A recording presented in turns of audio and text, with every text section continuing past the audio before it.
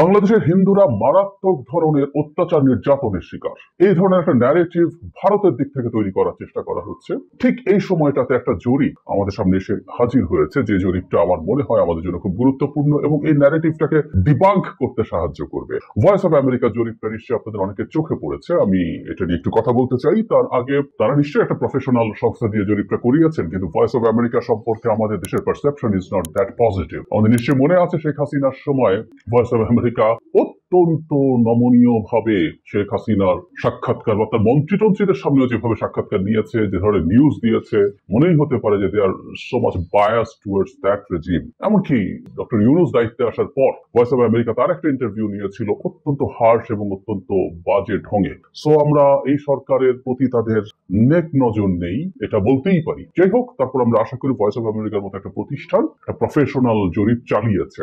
সেখানে খুব ইন্টারেস্টিংলি যেটা জানা গেছে সেটা হলো, এই সরকারের সময় আগের চাইতে সংখ্যালঘুদের নিরাপত্তা বেশি, এরকম স্টাডিতে এসছে। অক্টোবর মাসের শেষের দিকে পরিচালিত এই জরিপে দেখা গেছে 64.1% উত্তরদাতা মনে করেন আওয়ামী লীগ সরকারের আমলের তুলনায় অন্তর্বর্তীকালীন সরকার ধর্মীয় ও জাতিগত সংখ্যালঘু জনগোষ্ঠীকে বেশি নিরাপত্তা দিচ্ছে।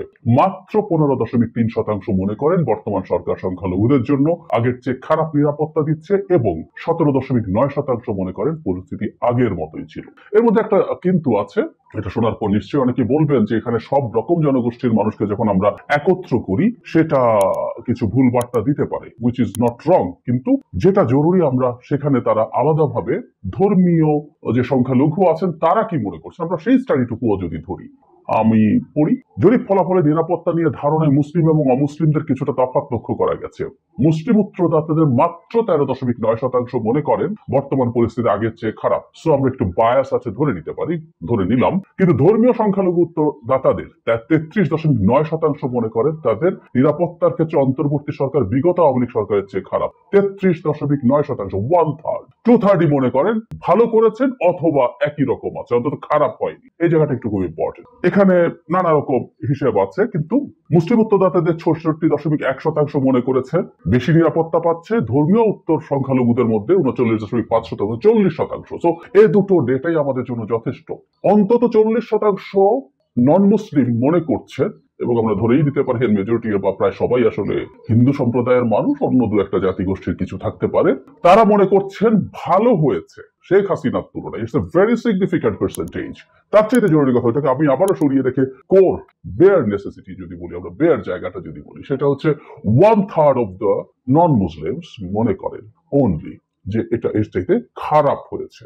তাহলে এই সরকারের সময় অন্তত 2/3 হিন্দু এবং অন্য সম্প্রদায়ের মানুষ, নন মুসলিম যারা, তারা মনে করেন আইদার এটা ভালো হয়েছে পার্সেন্টেজ আমরা পেয়ে গেলাম 40%, আর বাকি 24%-এর মতো, 23%-এর মতো আছেন যারা মনে করেন এটা আগের চেয়ে অ্যাটলিস্ট খারাপ হয়নি, আগের মতোই আছে।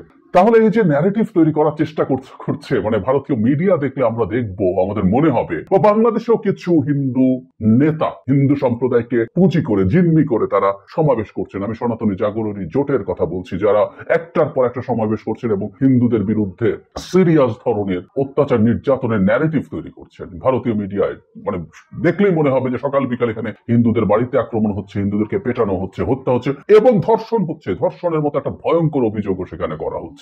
সো এই জিনিসগুলো যখন চলছে, তখন এই জরিপটা আমাদের কাছে একটা গুরুত্বপূর্ণ দলিল হয়ে থাকবে। আমি আশা করি সরকার এই জরিপটাকে ব্যবহার করতে পারে একটা গুরুত্বপূর্ণ সংবাদ মাধ্যম, বৈশ্বিক সংবাদ মাধ্যম, রিপিউটেড সংবাদ মাধ্যম, তারা প্রফেশনাল একটা প্রতিষ্ঠানকে দিয়ে এই জরিপ করিয়েছে। তারা নির্বাচন সহ আরো বেশ কিছু ইস্যুতে কথা বলেছে, এগুলো নিয়ে আসলে এই ডামাডোলের মধ্যে কথা বলা হয়নি, বলবো ওগুলো নিয়ে নিশ্চয়ই। এটা তারা ব্যবহার করতে পারা উচিত, এবং আমি আমাদের দেশের হিন্দু সম্প্রদায়ের মানুষেরও দৃষ্টি আকর্ষণ করব এই জরিপটার প্রতি। এই জরিপটার দিকে খেয়াল করুন এবং বোঝার চেষ্টা করুন। আমি তো ট্রুলি মনে করি যে আমাদের হিন্দু সম্প্রদায়ের মানুষ যা দেখছেন তাদের কিছু, এখানে দু একজন মানুষের কথা আছে, একজন নারীর কথা উল্লেখ করা আছে যিনি কিছুটা ইনসিকিউর ফিল করেন। আমরা সেই ইনসিকিউরিটিকে সম্মান করি, আমরা সেটাকে তুড়ি মেরে উড়িয়ে দিতে চাই না। বাংলাদেশের পরিবর্তিত প্রেক্ষাপটে কোনো ক্ষেত্রে যে ভীতির পরিস্থিতি তৈরি হয়েছে, অনেকটাই এটা আসলে অভ্যন্তরীণ অন্তর্গত ভীতি।